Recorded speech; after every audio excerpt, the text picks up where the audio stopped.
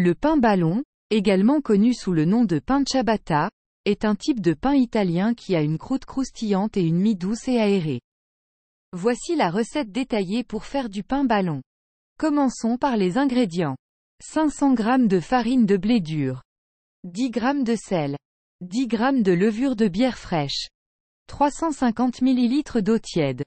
Farine ou semoule de blé dur pour la planche à pâtisserie.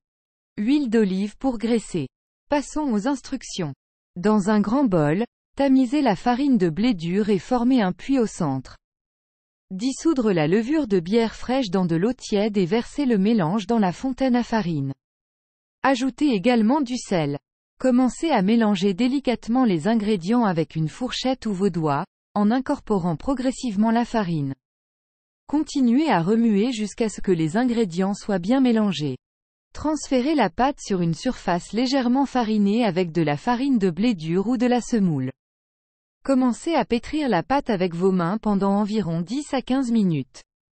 La pâte sera collante, mais essayez d'éviter d'ajouter trop de farine. Après pétrissage, formez la pâte en boule et transférez-la dans un bol légèrement graissé avec de l'huile d'olive.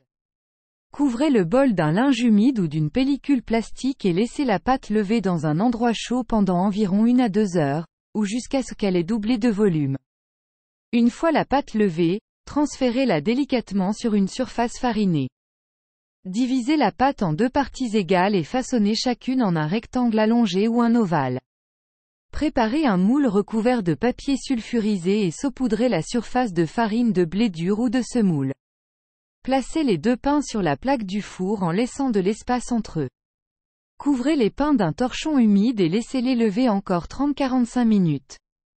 Pendant ce temps, préchauffez le four à 220 degrés. Une fois les pains levés, transférez délicatement la poêle dans le four préchauffé. Cuire au four environ 20 à 25 minutes, ou jusqu'à ce que le pain soit doré et fasse un bruit creux lorsqu'on le tape sur le fond.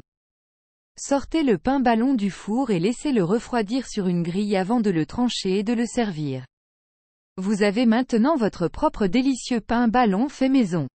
Vous pouvez le déguster avec de l'huile d'olive, des tomates fraîches et des fromages, ou tout ce que vous aimez. Bon appétit!